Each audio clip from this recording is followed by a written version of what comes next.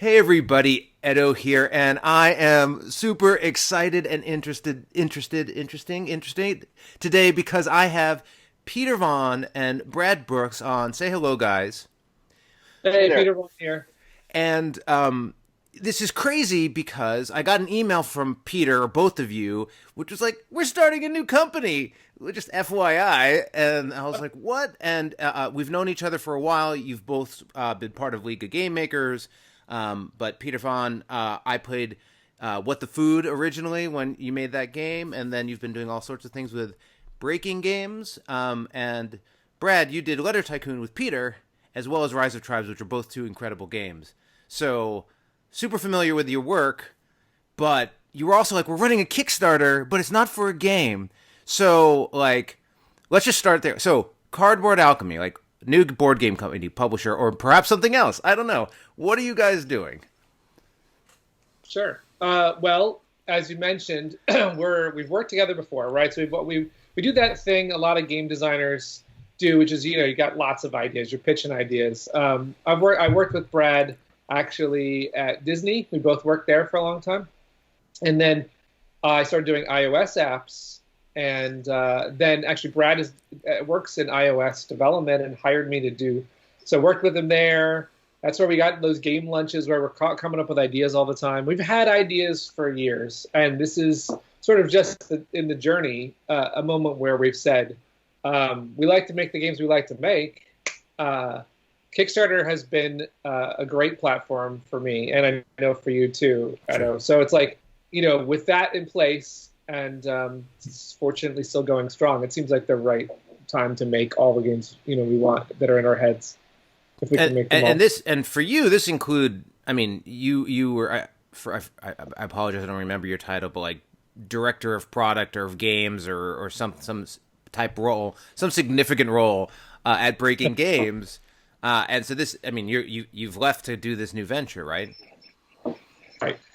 I mean, as Breaking Games would describe it, our relationship is, we've got lots of things working together. So it's not like I actually was a contractor with Breaking Games. So Breaking Games was my biggest and my only client, and Okay. it was a very fun relationship. I got to hands-on work on sometimes 50 games at a time, right? Oh yeah, they have It a was ton of games. tons of games. I mean, we worked on most recently. We're about to, Breaking Games is about to fulfill Dwellings of Eldervale, a Which you Rise of did with Tribes expansion. Luke Laurie from League of Game Makers. Luke, I've actually worked with a lot of League of Game Makers because if you think about it, I helped get Teal Fristo's Trellis made with Sure. Breaking Game.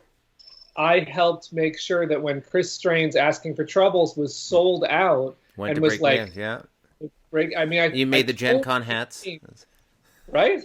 I said, Those hats. the thing is that there are in the League of Game Makers alone, we have a huge pool of talent. It's kind of funny because I think we started that group and nobody had a lot of games published yet, and then all of a sudden, Scott Caputo is doing fantastically as Sure. well.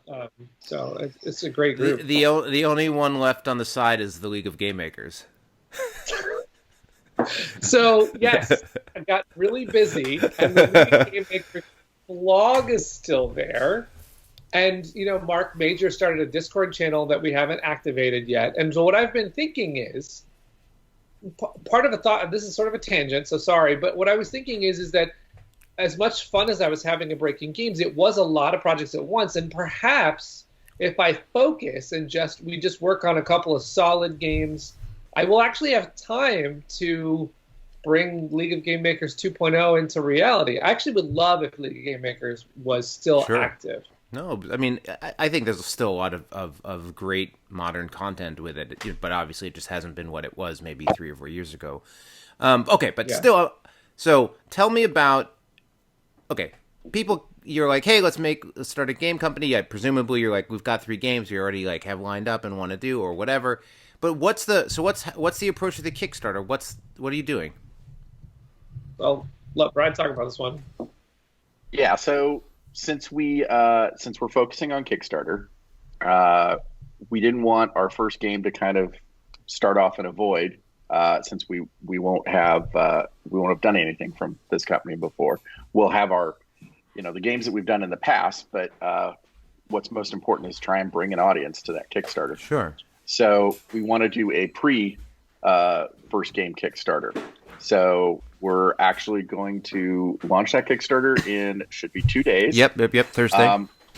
Yep. And we're going to offer a glimpse into the kinds of production quality art assets that our game company is interested in putting out. So we're going to have some game art coasters, and we're going to have some game trays that we're going to offer as kind of an introductory, hello, welcome to the neighborhood kind of Kickstarter to introduce ourselves. Interesting. And so you have the sort of coaster accessories. The game trays, are they for specific games? Like, or like, are they just like the Board Game Geek, like hold your little meeples on the tokens? Right. It's the right. Tray are also on Board Game Geek, but he's giving us Noah Edelman's awesome. We're gonna hopefully put game trays in every single one of our products. I love game trays, and so he was like, "Hey, I'll give you a deal on X trays because I believe in your company. I believe in the fact that you guys are getting off to a great start." So that's cool, just to show that what we're gonna do is have that. Well, and so I guess what is, and we were talking about this very briefly before the call, where I was like, I'm not even gonna. I don't want to ask any questions before this call. I just want to ask the questions on the call. So, because I literally know nothing other than what you're telling me, but I do, obviously I've done a lot of Kickstarter. So you have, how are you bridging the two? Like, one version of it is what you just said, Brad. We just want to be on Kickstarter. We want to start building an audience, and sort of independent from any grander vision, you could just be like, hey, we got some cool trays, we got some cool coasters, they presumably look neat and have some cool art or view, like, look on them, check them out, they're awesome. And you're like, oh, cool, I would like a board game themed coaster, or I would like that tray. And, like, the entirety of the rewards, the entirety of all of it is sort of self-contained to, like, specifically that. Or, perhaps, you'll tell me, it's that, but then there's a little bit more of this lead into Board Game Alchemy and the broader company and other ongoing notifications or updates, or sort of like how much of it has a Patreon feel and how much of it is more just like, no. We just mean we're doing our first Kickstarter, which is focused on these, for lack of a better term, accessories, which I don't know if that's what they are, but like, and we're just built like, is there any of that part B to it, or is it really just focused on the two items you described? No, it's definitely a part. It's definitely the holistic. I mean, here's the thing: is I really believe in the community of Kickstarter, and that's part of this vision, which is we want to have a good time and make games with the community, right? So the initial step, though, is who are we and what do we believe in? Brad is with me on this. Very strongly believe in really great art. I know you do too, because the Skull Hollow comes out, it looks gorgeous, right? So I think with the coasters, we're trying to say, this is what you can expect. These are the themes you can expect. This is and we want to hear back. Hopefully, people say like, "Oh, I love sci-fi." Actually, here's a sneak thing. Our first Kickstarter is going to be exclusive. Yeah. So we want to just kind of get to talking about it, right? And if we wait till the moment in October when we're going to launch the first game, it might be kind of the conversation might be a little slower without that icebreaker. This is a great chance to say, hey, this is what who we are. No, I think it's a great idea. Hold on, I'm going. You got a sign package outside. Can you sign for it? Me? Go ahead, just sign it.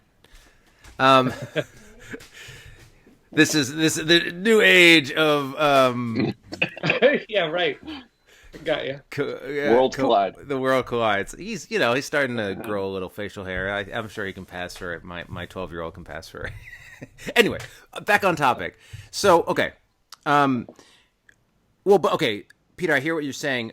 I guess part of the question is from a pledge level or reward level. Like an example would be coasters, accessories, and I get the first 3 games you guys make in that old package, or in addition to this, you're also going to get the Cardboard Alchemy Digest, which is a quarterly blah blah blah blah blah. Like, is there any of that stuff, or is it really just the tiers are focused around the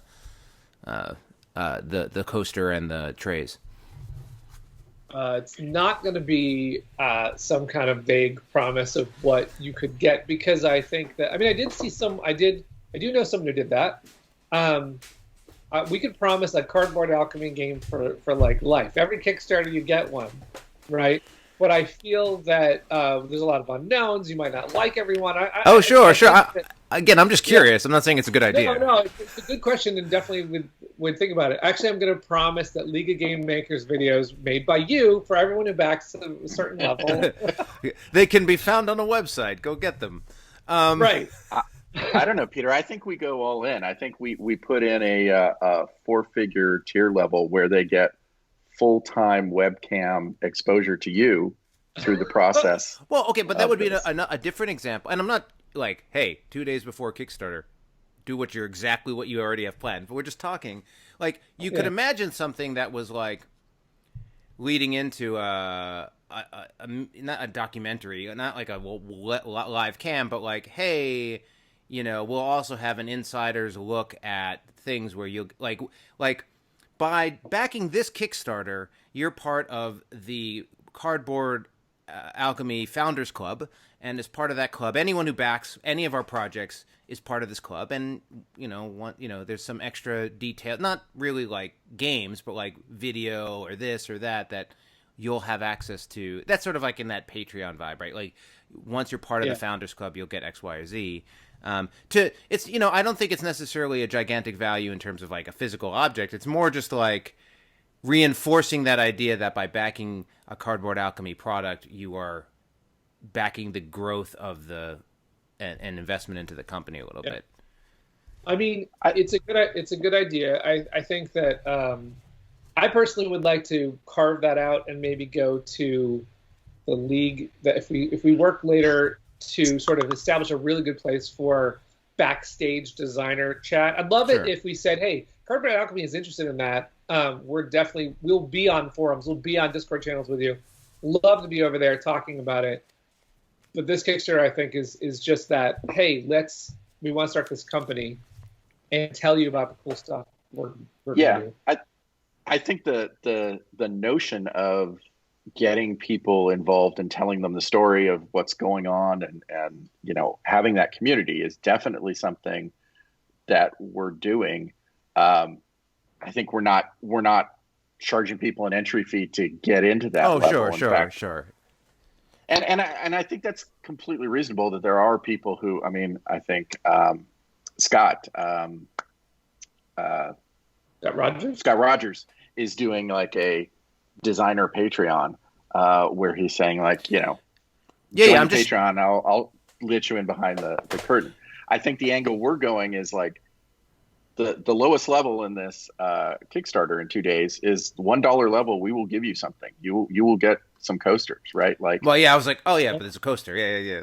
But it's good. No, I like it. I'm just like, what is? Oh, it's not. It's a coaster, right? Yeah, postcard coaster. We want you in, right? Like if you can pledge $1, then you're in. You're part of the club. You'll get something from us, and we get the opportunity to tell you, a little more about what we're doing and keep you updated. And then, so let's talk about Cardboard Alchemy for a second. Other than it's, the two of you continuing to make great products together, and you actually have quite a track record with Letter Tycoon and Rise of Tribes, which are very different games, but both fantastic. Thanks. Is it? Way. Oh, absolutely. Is it? Is there like a vision or mission statement for what the kind of products the company makes? You mentioned high art, or is it whatever thing hits the two of your fancy? Like, does it have a very specific genre or audience in mind, or is it more? No, it's a partnership between us, and we're going to focus on things we enjoy. Like, or you're like, no, it's all real time strategy. Like. How are you thinking about the product lines or the company? And Brad, do you want to jump in? Yeah, so I think if you were to, we want thematic games with great mechanics. That's probably pretty easy, to say, with great production value, and part of that is, fantastic art. We think it's important to make the game not overstay its welcome on the table. So we want, we talk all the time about fun density. We want really good fun density where, the enjoyment you get out of it is respectful of the time that you put into it. That means that you're more likely to get the game to the table, that it will see more plays, and more people will probably find a way to integrate it into their gaming life. I think if you were to look at, Rise of Tribes at one end and Dwellings of Eldervale at the other, as far as like game weight, that's kind of the range Okay, that we're looking at. So you're looking at that. I mean, so you're not having played Elders, but haven't seen it. What you're saying is somewhere in that 45 to hour and a half max type space, maybe closer to an hour. Yep. Got it. And so that I would also then sort of think bigger box, $50-$60 game type products for people who love games type of genre. Like it's not a party game or a filler. It's got a little bit more weight and substance than that, I would think. Absolutely. Cool. Yeah, that's right on money. I mean, I think if Brad has party game ideas, we'll have to find a company that, because I know Brad does have a lot of those ideas, but we need to find a consistent place to be. And it doesn't mini. It might have a lot of these for like, I don't mean minis for mini's sake, but the production value, custom meeples, and high quality stuff is definitely what I want to see in there. But I like Brad's point about how Dwellings is actually, for those who don't know, around the scythe. Maybe that would be easier one for people to understand. It's about a scythe complexity, and I think that production level wise, that it's a big one. So maybe we won't start there, but we could definitely get there. It depends on where the audience wants to go to. Right? Sure. But those, that's sort of what you've described. Sort of cuts off. Not that you can't do whatever you want ultimately, but it sort of cuts off Letter Tycoon, right? That on that spectrum, that is on the lighter sort of more. Peter's like, well, if we had a Letter Tycoon, we're gonna do that. Don't worry about it. I mean, it's a very good point. It does cut out Letter Tycoon. I love Letter Tycoon, but Letter Tycoon in its all its glory is actually being continually published by Breaking Games. So I'm happy that it has an amazing. We're actually going to do a new cover to get it into big box stores. So Letter Tycoon is fine, and we don't have to make it. Sure. Yeah, I mean, it's kind of the equivalent if we're the arena rock band, but I have a solo project where I do something with a 3-piece jazz combo.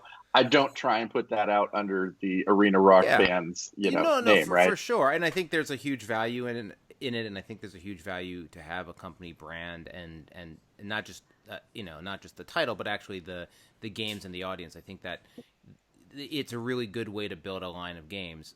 Pencil First Games, as an example, has not done that. I've done a smattering of titles all over the place, and within it there are some there's the Herbaceous sort of set, which has a following that's pretty specific to those games, but just generally, and what I try to explain to people a lot who game 1 is A and game B is something else, right? Or one like A and B are 1 and 2, but where they a lot of people don't understand. There are a lot of campaigns, creators who fail their second campaign because they had a success in one genre with one audience and switch to another, assuming they're gonna all the people that wanted my 2-hour miniature game, of course they're gonna want my party game, or I got 20,000 parties, now I'm gonna do this $80 this game, and then it's no. People might like you, but they're not going to buy a game that they don't want just because you made it. Yeah, right. And I think people don't sometimes forget that. So I do think that having a target audience and a target experience or an aesthetic, right, is the way I would just sort of describe everything altogether that you're going for as a company. That, at least at the outset, that'll help build that consistency and that audience and that sort of, again, brand, and then eventually you can be all right, well, let's do that party game because why not? Sure. I imagine that because I'm looking at your your sweatshirt and seeing Keith's company, Thunderworks. I imagine he's actually going through that right now with having cartographers, and you do role player first, get everyone understanding where you are. Actually, it wasn't his first, but But then, I mean, obviously he's branching out, which is great. He's got a bigger one and a smaller one, right? So Yeah, I well, can see so yeah, actually, it's even more interesting than that. To divert for a second, one, and also, if you guys want to send me a shirt or a jacket, like people like you wear Thunderworks. I'm like, Keith sent me a sweatshirt, guys. If you send me something, I'll wear it. But because I need clothing apparently. But so the interesting thing with Keith, because I have this conversation with, I mean, like Keith is Thunderworks Games is a monster right now. I mean, he is doing such an amazing job, both with the games, but like both volume of sales and critical acclaim. Like Keith is killing it, right? I mean, Role Player Adventures just did a $650,000 campaign, and that's a giant big box, huge opus type title. But you know, originally he started with Bullfrogs, and then did Blend Off, which is nothing, you know, super diced. Very good example of not sticking to a genre, right? And then Role Player, and you know, Role Player has just become this juggernaut, and like, you know, he's now doing lots of things in the Role Player universe. And so it's always interesting because he's sort of like, one version of his company is it becomes the Role Player universe company, right? Which Cartographers does fit in, you know, and Lockup fits in, but at the same time, and this is what, like, because he's like a one-man not one-man show, but it's, you know, he's the kind of Kickstarter creator where it's like, do you want to be the designer, the producer, the business guy? Like, he's like he's always got 3,000 things going on, but still he has two more. He's working on a game, like a Cape May game, I think, or he's also working on a. I think that one's been announced. Sorry, Keith, if it hasn't. But he has a World's Fair game, and like, I'm like, are you really still? I mean, this is just because we talk about this stuff all the time, but are you really still doing these like one-off things? Why aren't you going to just keep hitting the iron's pretty hot now, man? Aren't you just going to keep hitting the? But you know, if he can stomach it, he's doing, because like there's always the fear of your hit game or, you know, a series eventually falling out of favor and no longer being popular, right? And you know, I think part of doing the other bits and pieces to it, you're you know, by having more different games, you run the opportunity, right? Like I could have stopped at Herbaceous and just kept going down here, but you know, then Skull Hollow is another game that, you know, we're doing Mall Peak, so it can sustain hopefully another one. So, but for sure, managing and holding a large diversity of audience can be challenging in terms of how you communicate, how you run your Kickstarters. But okay, and so but I guess I would assume it depends on how successful this Kickstarter is. But is the intent to still also then be like, and on the side we're going to continue to do the, you know, the accessory things, or is that really just a walk into what you're doing right now? That's just a fun intro. I think I haven't run as many Kickstarters as you have, so I still bow down to how many you've done. But that's not true. Is that true? I mean, how many you did? A bunch of I guess Breaking Games more just goes to retail, but then you did the couple big ones. 4 with Breaking Games and 1 on my own. So I've done 5 Kickstarters. You know what I think is going to be... You're still in the single-digit club. I get it. Okay. Right. What's going to be really refreshing about the first one is that, to me, I hope the pressure... It's not going to be this thing. I won our first one. Obviously, we got some kinks to work back out. We got, you know, we're looking at the first game, working on art, working on minis, you know, getting the whole thing ready. But this first one, I think, would be great if just have a conversation, enjoy sort of just chatting with backers and having some fun. And Kickstarter, you forget that because you get all caught up in how it has to be perfect art and all the stuff has to be made, and you're basically a pre-order, which I know people rail against. And this is hopefully just a chance to just relax for a second and run a Kickstarter that you know is a little more lighthearted. Oh, sure. And then we'll be running games from then on. Yeah. Well, and I think, I mean, and in the way you guys are, I mean, it's not a pre-order, right? Like in the context of both this campaign and presumably your first game campaign, these, you know, if I assume like Breaking Games, you know, ultimately can ship anything they want, right? Like, right. But presumably the startup company with 2 people actually needs a successful campaign to make that game. Right. So you're more back in the the true Kickstarter saddle on that 100% is like $1 to fund a game company. Everybody, come on. And no, I think it's a big difference. Having done a couple, I did the Gaming with Edo channel Kickstarters, and for sure, it's a much also like. Yeah, for sure, it's a very different experience to be doing one around something smaller or something. In that case, it was all video content and stuff. But in terms of, the coasters or the trays, like it doesn't have the level of complexity and size and scope and magnitude, and having fun with it, I think, makes sense. Especially, again, I'm just going to presume that they're cool and really compelling. So, yeah. I can tell you the playthrough videos for the coasters are going to be a lot easier to do than the game. Yeah, for sure. Well, place down coaster, put drink. Yeah, well, there was a what was that game? I can't remember. It was some Kickstarter, but it was a party game. It was a drinking role playing sort of. What was it? It was like a game where you're adventurers and you're telling stories, and one of them's lying, but like it's all fantasy based. Anyway, it was a fun little party role playing game, but the game was on like a pack of coasters, so it had a cool bar vibe to it. Nice. I want somebody will remind me, or I can go through the video list. Huh?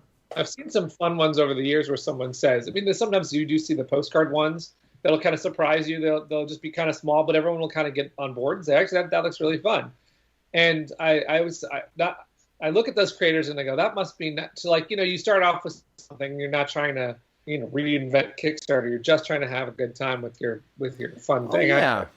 There are all sorts of interesting runaway sort of Kickstarter campaigns and successes. And hopefully, like, we all lived through the potato salad days too, right? There's all sorts of places. Yes, I do remember that one.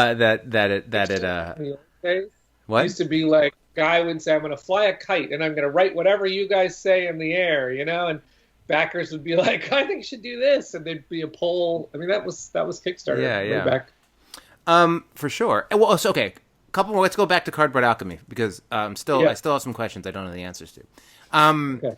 So, is it, in terms of those games in the scope that we're talking about, is it really centered around the collaboration? In other words, do you think it's a boutique game maker, or do you think of it as a publisher where you're like, no, yeah, and then we think we're going to have other designers? Like, how, where do you think of it in terms of that scope or scale? Well, I think we're definitely, one of the goals of the company was to get our designs out the way that we wanted them. Yes. Yeah. But I will say our first actual game is not a design from either of us. So there you have it. Yeah. So we're open over the course of time to looking at other designs as well. Cool. Yeah. Cool. In fact, I was talking to Andy Ashcraft, who I know is working on a game for you. Don't know if the title's been announced or anything like that.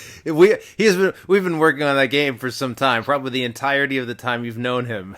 He's been working on that game. But like I talked to Andy and I said, just to go back to Dwellings for a second, Dwellings was an idea that I had, and then I knew I couldn't make it, so then I told Luke about it, and Luke Laurie made it amazing. So I did say to Andy that it's possible that, we could talk to Andy, we could talk to Luke, there's just so many people who have great games, right? I kind of see it as Brad, the primary focus is if Brad's got games that fit the vision and he's got them coming out, we'll focus on a lot of those.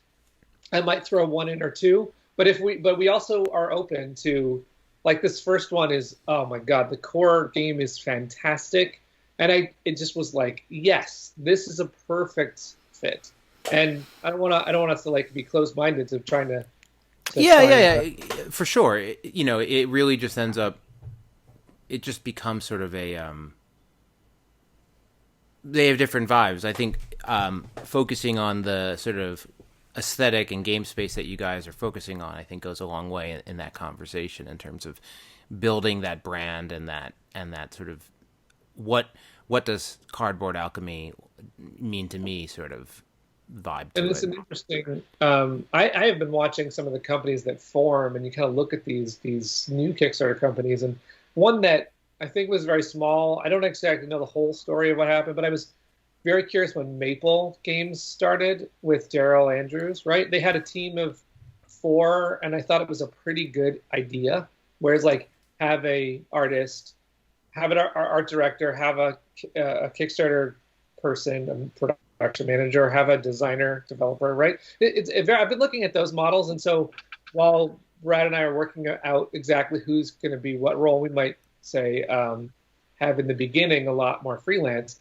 We are sort of looking at, like, we will partner with an artist that'll be like, we'll have like a consistent art director. It's kind of a fun thing to think about. Yeah, I think that, look, I think it's a great way to actually start a compelling organization. I think the challenge is it all just comes down to what sort of financial backing you have to get started. Maple had financial backing, which made it more dynamic than what you might be when you're just talking, when you're saying, hey, no one's getting paid until the Kickstarter funds, right? Like, so I think that's really the challenge in terms of the alignment, and it comes down to, it's one thing if part of that story about Letter Tycoon and Rise of Tribes was like, oh, our third buddy who was from Disney and worked with us was this art guy, and then it's like the buddies. But when you're like, no, we're just going to hire this person, then it can be a little bit more challenging. But certainly over the years, with Pencil First Games, there are regular people I've worked with a lot, right? Like, Beth does 100 other projects, but she's done a number of Pencil First Games. Dustin, who has done a number of Pencil First Games. So, in fact, I can't ever get Beth because she's with you all the time. No, and she's very busy and awesome. And when I talked to her at BGG, I said, "So when are you free?" And she's like, "Oh, about a year or so. I'll possibly be able to slot you in." And so we were very lucky because we have worked with Sergio Chavez with Rise of Tribes. Right. I also worked with him on Dwellings of Elderville. Okay, there you have it. And he's like, Peter, when you guys start your own company, I'm in. He's already said that, right? I mean, he's a great guy. He has designed the coasters that we're doing. Oh, so the very art cool. on the coasters is from him. So he's a day one guy. He's a day one guy. So yeah, there's I sent a message to Dustin too. Dustin, who makes amazing art and I just haven't found a project that is the right project. I said, Dustin, sometime I'm going to find that project. And I want to talk to you about it. So, yeah, no, it's been interesting. I mean, I think in the same way you talked about League of Game Makers, I mean, it's always interesting to me, how over the course of working with great people, you discover that they build great careers and then become great busy people. Beth was pretty busy when we started, but she was still still plausibly available. She's now like super always booked. Even Keith, Keith used to dabble in, do solo games for Pencil First, solo modes and now he is so busy it's nuts. I tried to ask him if he would be involved in a solo mode on Dwellings. This is before I knew Luke wanted to do it, but Keith, in all of his busyness, was still like, "Sure, I'll talk about it." Let's talk. Yeah, but, no, I mean, I learned, I've been doing product management for a long time in a lot of different companies and games and things like that, but I've come to appreciate the idea that like, you'll get to a lull, whether it's a day lull or a week lull or whatever, where you're like, I got time. And then you'll be like, I'm going to throw up some more balls because right now I've got time. But then over time you start to learn that but once the ball leaves your hand and it's in the air, you got to catch it. And if you keep throwing balls up, they all fall at different times. And so I think it's easy to sort of over, especially when things take a while, over sign up and find yourself in a position where all 3 of these things are happening at the same time, and now I thought I had time, but now there's no way I can handle this, and I'm going to implode. But yeah, for sure, Keith is one of those guys it's always wants to do things. But but again, people who do great work get new opportunities, and I think the pleasure and pain of board games is it's not, at a video game company you hire people, you have staff on, so anyone can quit and get a job, right? But like there's just this general like pool of people you're working with that are working for you, you're working at the company. Whereas when you're working with a bunch of contractors and project by project, like, yes, they worked on that project with you. No, that doesn't mean they're available for the next one without, and so right? Yeah, it can be, it's a very different dynamic. You guys have a logo, I assume? We do. We do. Awesome. Excuse me. Is it all, it's all remote right now because everyone's remote right now. Are you going to continue to be remote, or are you guys near each other? I don't recall. Yeah, we're not far. We're 30 minutes away from each other. All right. We do a lot of play testing. This now obviously is a harder deal, so we're doing a little more tabletop simulator than I would like personally, because I'm not as into that as I love the sort of I love watching players play and soaking up what's working about the game from sort of a gut experience level, and I'm going to miss that. So I have been talking to our local stores about as soon as they are feeling safe about having some people like Andy Ashcraft and are talking about when is the bubble okay to do that. Yeah, it's tough. But and through the work that you've normally done, and I believe with Breaking Games, you've become a big part of the LA area board gaming scene, right? Yeah, we started with 5 other publishers. We started a group called First Play LA, which has kind of now asleep because of the situation of no one having anything to do. But it's like 1,000 members, and the playtesting is really solid in Los Angeles. So yeah, awesome. Whenever we've talked about a lot of names where the League of Game Makers thing makes for a lot of people. It's like, well, yeah, actually we overlap with a ton of folks a lot. But like Andy is beyond more than just having worked on some games with me, a good friend for a long time. So anytime I'm down in the area, I stop by his place. Well, again, when I travel to LA. Yeah. And he's talked about the different groups and events going on. So there seems like there's always a lot happening. Absolutely. It's I was actually always surprised, but when we would run these sort of mini protospiels for First Play LA, it would be like a Saturday, once a month, we would run something where it's like designers could come and put down a game on a 2-hour table, and I would just coordinate who was on what table and whatnot. I was blown away by whatever size room we got, we filled.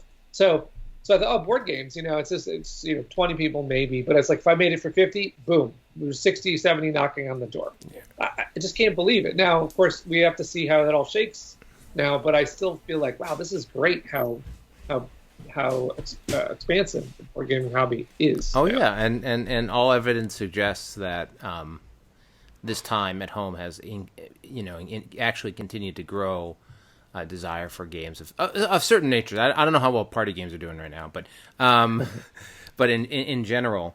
So, guys, I'm super excited for you two. I think it's going to be great to see. I'm super curious about the coasters and the trays. But then also, but more so even to see your first game and really the vision that you guys are building with Cardboard Alchemy. Is there okay? So in terms of people who are curious, interested, and otherwise, how can they learn more about Cardboard Alchemy? Sure. Well, we're going to be live in 2 days. Okay. So there's one way to look. What's the name of the campaign? Is it Cardboard Alchemy Coaster? Like, what's the name? We're going to title it for the company, just because I think that if you're searching, you don't know what to search for. And since we're obviously trying to get the name out, we might add like a word there at the end or something just to kind of have fun. But it'll be a company-based Kickstarter. Also, there's www.cardboardalchemy.com. We're going to be on every social channel because I believe in communication and so we're on Facebook and Twitter and Instagram and BGG and YouTube and whatever you want. So Discord, you can find us. I'll be out there. Brad will be out there chatting people about games because that's what we love to do. Cool. I was just I was like, oh, they've got a website. I'm gonna go check it out while he's talking. Certainly a cool piece of art right there. I don't know what that is. I assume this is you. We make games with cool mechanic, epic. That's a little bit of a preview of one of our coasters. It's a part of. And you apparently you have teaser. You have the best email list ever. That's a bold statement. I'm gonna have to sign up and check that out. Anyway, okay, so. You got to sign up to find out if it's true. Yeah. Well, yeah, exactly. Cardboardalchemy.com, presumably on Kickstarter, Cardboard Alchemy : something. And then as soon as you guys have, if you have it already, like a preview link or some sort of Kickstarter link, I'll put it in the description so people can just jump over and be aware of it. Cool. Well, thanks so much for coming on and telling me all about this. This was all in the moment learning for me, so it was super exciting. Thank you. No, this is exciting. This is breaking news. Your channel is first, and we appreciate it. I mean, we go way back, so thank you for the interest and absolutely. Sharing. I was super curious, guys. All right. Well, thanks everyone for watching, and thanks you both for being on. Yep. Thanks, Ed. Bye.